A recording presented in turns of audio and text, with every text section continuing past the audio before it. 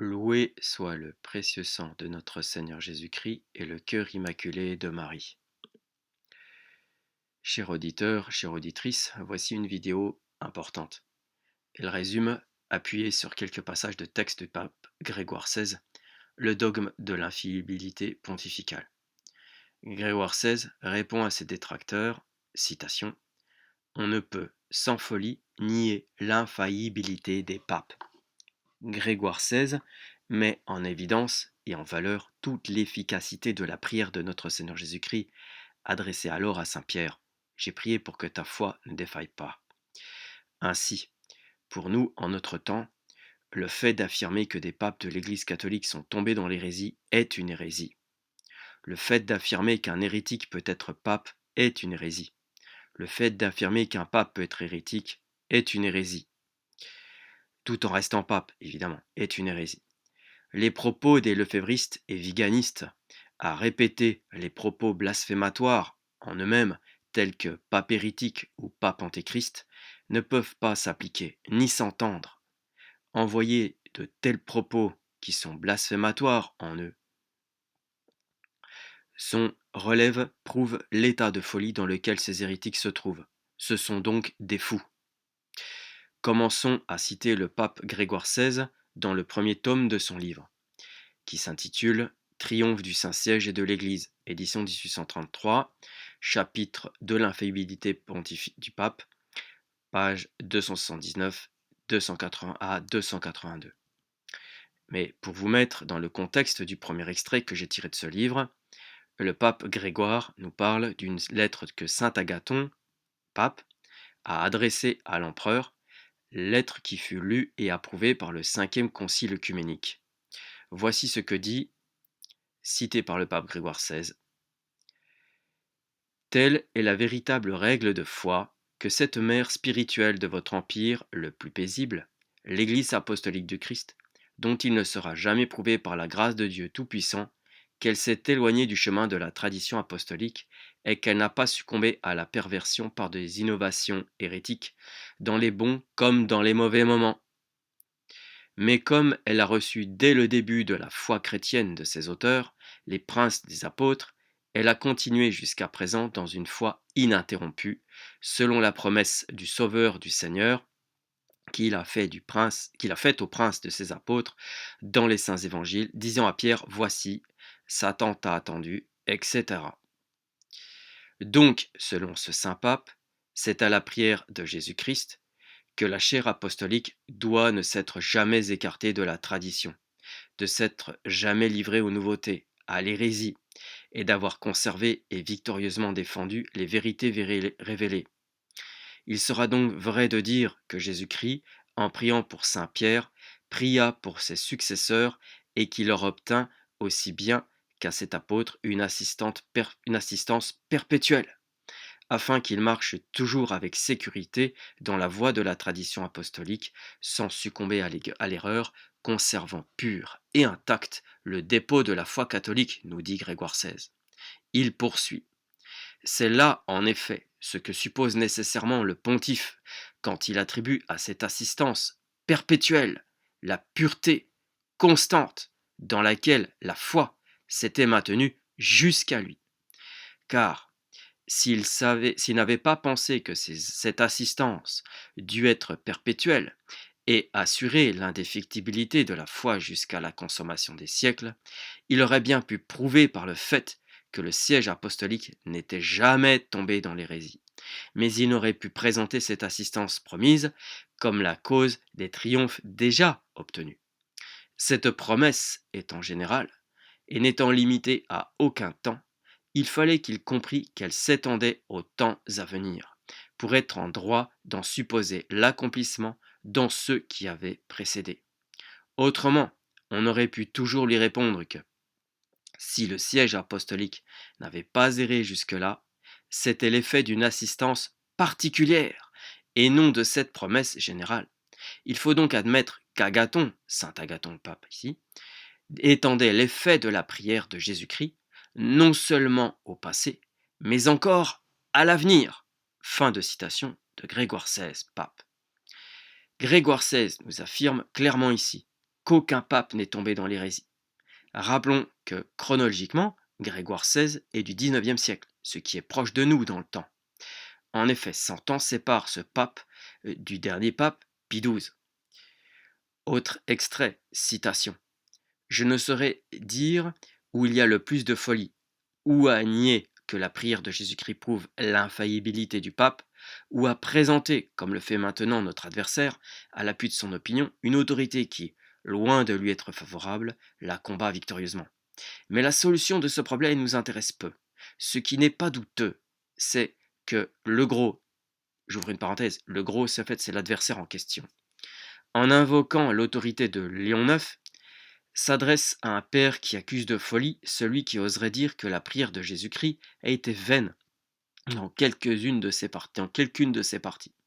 On répondra bien, je pense, que ni le théologien que nous venons de censurer, ni jamais personne ne s'est imaginé que les prières de Jésus-Christ aient pu être frustrées de leur effet, puisque le Sauveur déclare lui-même qu'il a toujours été exaucé pro sua reverentia, et que ce serait une véritable folie que de nier une vérité si évidente. Mais osera-t-on dire qu'il n'en résulte rien en faveur de l'infaillibilité du pape? Un moment encore, il n'y a plus qu'un pas à faire pour résoudre la solution, poursuit Grégoire XVI. Le saint pape ne prouve pas l'efficacité de la prière de Jésus-Christ par l'écriture, mais bien par le fait même, et il traite de fou celui qui, malgré ce fait décisif, oserait la contester. De manière que ce serait une double folie que de nier à la fois l'efficacité de la prière et le fait qui le prouve. Voici ce passage important. Citation de saint Agathon.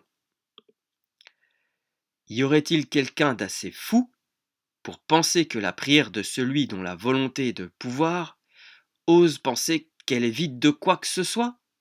N'est-ce pas du siège des apôtres, c'est-à-dire de l'Église romaine, tant par le même Pierre que par ses successeurs, que les opinions de tous les hérétiques et les cœurs des frères à la fin de Pierre furent rejetés, condamnés et attaqués, confirmés?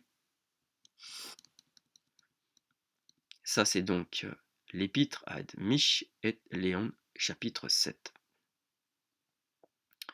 Ainsi que le fait que ce pontife donne comme incontestable et en preuve de l'efficacité de la prière du Sauveur, c'est que du haut de ce siège, saint Pierre et les papes ont toujours dompté les monstres des hérésies et affermi les cœurs de leurs frères dans la croyance des dogmes catholiques, c'est-à-dire dans la foi de Pierre, qui, comme il le dit ailleurs, par l'effet de cette même prière, non defecit nec defectura creditur in trono ilius usque in seculum seculi, sed confirmabit corda fratrum. Épître 105, ad Petrut Antiochium. Fin de citation de Grégoire XVI.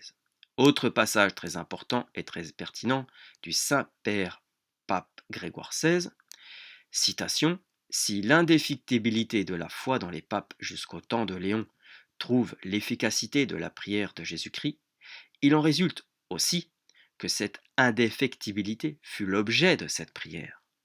Certainement personne ne dira que la constance de ces pontifes ne prouve l'efficacité que de la prière de Jésus-Christ fit à son Père pour tous les apôtres, serva eos, car celle-ci, par la même qu'elle était faite pour nous, pour tous, car celle-ci, par la même qu'elle était faite pour tous, n'intéressait pas directement Pierre seul et ses successeurs. J'ouvre une parenthèse. Elle concernait aussi l'Église, parce qu'elle est attachée aux successeurs. Bref, je poursuis. Donc, si la foi des derniers papes manquait, la prière de Jésus-Christ serait vaine, elle serait inefficace. Or, on ne peut, sans folie, en nier l'efficacité.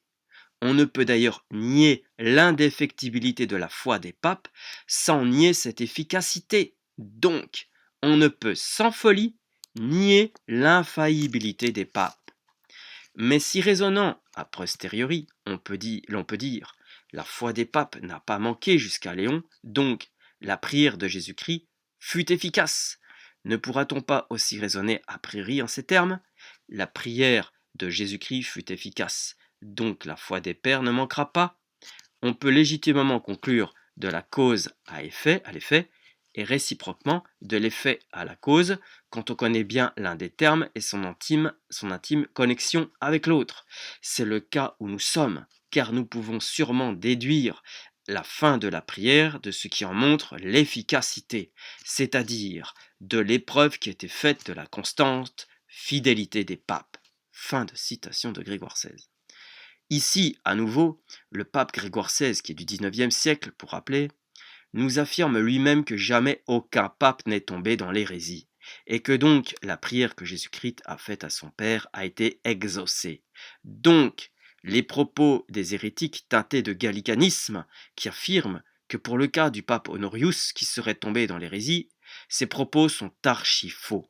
Qui plus est, et saint Bellarmin nous confirme cette calomnie lorsqu'il dit dans son ouvrage De Romano Pontifice, citation. Qui plus est, dans le 8e synode, acte 7, sont rapportés les actes du concile romain sous Adrien II, en lesquels on lit que le pape Honorius paraît avoir été anathème à bon droit parce qu'il fut convaincu d'hérésie, qui est la seule cause laquelle il est permis aux inférieurs de juger les supérieurs. Il faut noter ici que même s'il est probable qu'Honorius n'ait pas été hérétique et que le pape Adrien II fut induit en erreur par des exemplaires falsifiés du 6e synode et pensa à tort qu'Honorius fut hérétique, on ne peut pas nier que tant Adrien, avec le concile romain, que tous ses pairs du 8e synode général estimèrent qu'en cas d'hérésie, le pontife romain pourrait être jugé. Fin de citation. Qui plus est, Grégoire XVI ajoute une note en bas de la page 279 sur l'ouvrage que nous avons cité.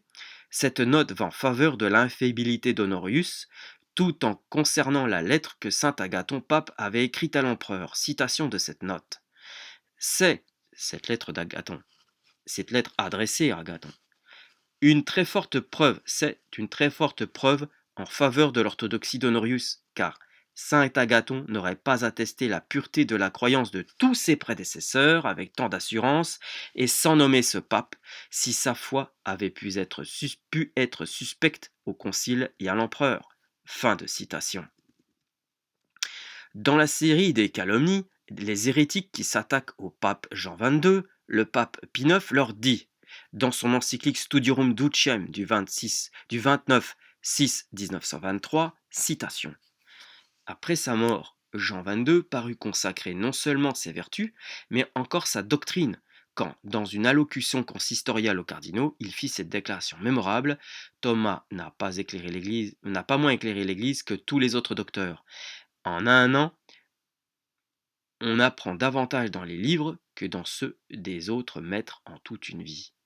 Fin de citation de Pie IX. Et encore, les hérétiques atteints de gallicanisme, comme les sectaires de la Frate Sectaire sans Saint Pie X, osent témérairement traiter le pape Saint Libère comme ayant favorisé des hérésies par s'être opposé à Saint Athanase. Seulement ces fils du diable ont calomnié ce saint pape de manière absurde. En effet, si saint Libère avait été hérétique en favorisant l'hérésie, il n'aurait pas été canonisé par l'Église, car il porte bien l'appellation saint. Et il y a d'autres textes divers qui concernent la biographie du pape saint Libère, qui confirment et qui affirment que le pape saint Libère a défendu saint Athanase, ne l'a jamais attaqué et n'a jamais non plus copulé spirituellement avec quelque hérésie que ce soit. Il est important de considérer que jamais aucun pape n'a été hérétique. Jamais aucun pape n'a été hérétique. Et l'Église a toujours été attachée au pape. Le pape Léon XIII, dans son encyclique Satis Cognitum, dit bien, citation, il s'ensuit que la communion avec le pape est inséparable de la communion avec le Christ. L'unité de l'Église est l'unité avec le Christ et avec son vicaire. L'unité de l'Église est unité avec le Christ et avec son vicaire. La communion avec le pape est nécessairement une communion dans la vérité, et comme telle, elle est communion avec tous les papes d'hier et d'aujourd'hui. en tenant compte bien sûr du dogme qui procède par explication et jamais par contradiction. Fin de citation. Cette phrase, cher auditeur et chère auditrice, est très importante, car outre le fait qu'elle dit que l'Église est unie au pape et qu'aucun pape n'est jamais tombé dans l'hérésie, c'est valable dans le passé que pour le futur. Il ne peut y avoir de contradiction non plus dans le passé et dans le futur. Sinon, ce n'est pas l'Église catholique. S'il y a contradiction dans le futur et dans le passé, c'est que ce n'est pas l'Église catholique. Donc, nous pouvons conclure et déduire de cette phrase que le Vatican II et tous les antipapes et les usurpateurs et les imposteurs ne sont pas des papes et n'est pas l'Église catholique. Et donc, rien n'est valide, puisqu'ici, c'est la bulle de Paul IV qui s'applique. Ensuite, je poursuis avec le pape Grégoire XVI, pour ce qui est de l'attache ferme de l'Église aux décisions de pape. Citation. Les matières difficiles et de grande importance, comme sont les questions sur les objets de foi, doivent être soumises à l'autorité du pape, et ses jugements respectés de tous, in concussa fide. En effet, si le pape, chef universel de l'Église, ne pouvait décider avec autorité les questions de foi, l'Église ne pourrait se maintenir dans cette unité, dans laquelle, cependant, elle cesserait d'être l'Église, sans laquelle, cependant, elle cesserait d'être l'Église. Mais cette autorité du pape serait inutile, et par conséquent l'unité de la foi compromise s'il ne pouvait compter sur la soumission générale à ses décisions. Donc, l'Église cesserait d'être la véritable Église si elle ne se soumettait pas, si elle ne s'attachait pas aux décisions du pape. Donc, la véritable Église sera celle qui s'attache fermement, firmiter tenet, aux décisions du pape sur les objets de la foi. Or, la véritable Église ne peut errer en matière de foi. Donc le pape ne peut plus errer dans les décisions auxquelles l'Église est obligée de se soumettre. Donc l'infaillibilité de l'Église dépend de l'infaillibilité du pape, et celle-ci est un privilège qui lui a été obtenu par la prière de Jésus-Christ. Ego rogavi prote petre, ut non defeciat fides tua. Cependant, cette prière et ce privilège peuvent aussi, alto sensu, être appliqué à l'Église en ce sens que son infaillibilité est une conséquence nécessaire de celle du pape. Fin de citation de Grégoire XVI. Une autre citation ailleurs dans le même livre de Grégoire XVI, l'Église est toujours essentiellement unie au pape. Or, le pape est infaillible par l'effet de la prière de Jésus-Christ. Donc, l'infaillibilité dans son intime union avec son chef, à qui la prière du Sauveur obtint l'indéfectibilité de la foi. Fin de citation. Et ensuite, donc, citation toujours de Grégoire XVI, quand saint Bernard assure que dans le siège apostolique, c'est-à-dire dans le pape, non potest fides sentire defectum, non potest fides sentire defectum, il entend que le Saint-Siège, c'est-à-dire le pape, non seulement ne peut pas être contumace dans l'hérésie, comme le prétend l'adversaire obstrète, mais de plus qu'il ne peut errer dans ses définitions dogmatiques. Ceci devrait suffire pour bien faire connaître sa doctrine sur l'infaillibilité du pape. Fin de citation de Grégoire XVI. Monseigneur Fessler, dans son ouvrage La vraie et fausse infaillibilité des papes, 1873, pages 107 à 110, rejoint ce que dit et Grégoire XVI, ce propos, et prouve l'unité de l'Église en matière de foi lorsque cet évêque dit le pape, ici Paul IV, parce que Monseigneur Fessler cite Paul IV, exprime, donc je reprends, le pape exprime cette considération qu'il serait dangereux qu'un pape, même dans sa vie privée, fût partisan d'une hérésie, et que ce fait pourrait amener de graves complications, puisque la même personne considérée comme homme privé serait coupable d'hérésie, et par suite tomberait sous le coup des lois pénales édictées contre les hérétiques, tandis qu'en qualité de pape, elle n'aurait personne au-dessus d'elle pour la juger. Fin de citation de Monseigneur Fessler. Saint Berlarmin dit, dans son livre De Romano Pontificie, 2,30. Citation: le principe suivant est un des plus certains. Le non-chrétien ne peut en aucune façon être pape. La raison en est qu'il ne peut pas être la tête s'il n'en est pas membre. Or, le non-chrétien n'est pas membre de l'Église et est un hérétique manifeste, n'est pas chrétien, comme l'enseigne ouvertement saint Cyprien, saint Athanase. C'est pourquoi un hérétique ne peut pas être pape. Citons un extrait du catéchisme du Concile de Trente, premier article du symbole alinéa 4, extrait. Quelle ne sera pas la témérité, ou plutôt la folie, de celui qui, entendant la voix de Dieu, ira encore demander des preuves de la céleste doctrine du salut. Notre foi doit donc non seulement bannir l'incertitude, mais même le désir des démonstrations. Autrement dit, fin de citation. Autrement dit, quand il est dogmatisé qu'un pape ne peut pas errer ni tomber dans l'hérésie, nous avons à le croire et à adhérer sans nécessité de démonstration. Un point, c'est tout. L'Église n'a jamais eu de pape tombé dans l'hérésie. Un point, c'est tout. Voici des propos suivants de Lefebvre, qui illustrent très bien le degré de folie quand on nie l'infaillibilité pontificale en croyant qu'un hérétique peut être pape tout en les désobéissant. Citation du prélat chuté et déshonoré et retiré de sa dignité Lefebvre, rencontre avec le Vatican, entretien avec Lefebvre par Anu José 1978. De nos jours, citation, de nos jours, l'obéissance à la foi catholique prétend que les ordres qui, au cours des 10 dernières années, ont été organisés et émis comprennent la falsification de l'écriture, la détérioration de la Sainte Messe, la falsification du catéchisme, l'apostasie permanente, dans un mot, l'autodestruction de l'Église. Ils ne doivent pas être obéis, même si le Vatican prétend, mais souvent sans prouver que ces ordres viennent du pape Paul VI lui-même. Fin de citation.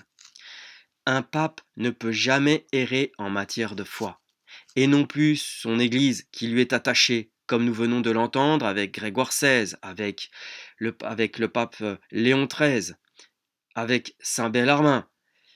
Donc Lefebvre, outre son propos scandaleux qui touche à la foi, propos numéro 1, de reconnaître un hérétique destructeur de l'Église comme pape, propos 2, d'insinuer que l'Église Vatican ment sur les ordres du pape, propos 3, de désobéir au pape.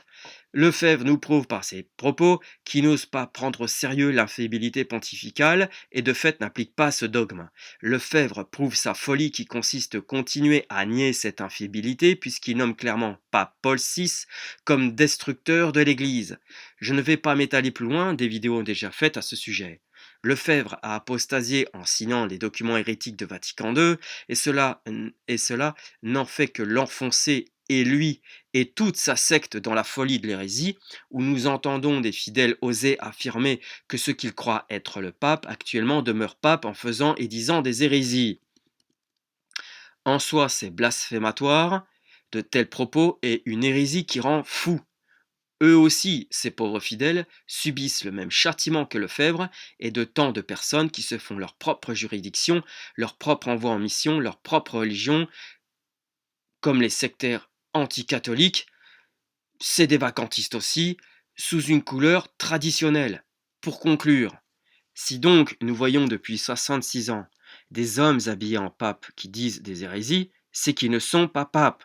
Si donc, du fait que l'Église est attachée au pape, nous voyons qu'une hiérarchie ressemblante à celle de l'Église catholique est attachée à des hérétiques déguisés en pape, c'est que cette fausse hiérarchie n'est pas l'Église catholique. Si donc nous sommes sans pape et sans hiérarchie d'Église catholique, c'est que nous sommes arrivés dans la période de la fin des temps et que le jugement dernier qui arrivera après l'avènement de l'Antéchrist est proche. Heureusement, Dieu n'a pas le bras raccourci pour ceux qui y voient, pour ceux qui ont la foi et pour ceux qui mettent tous ces dogmes en pratique et qui dénoncent les hérétiques et les erreurs. Su à l'hérésie, su au schisme, vive l'Église catholique. Gloria in altissimis Deo et in terra pax hominibus bone voluntatis.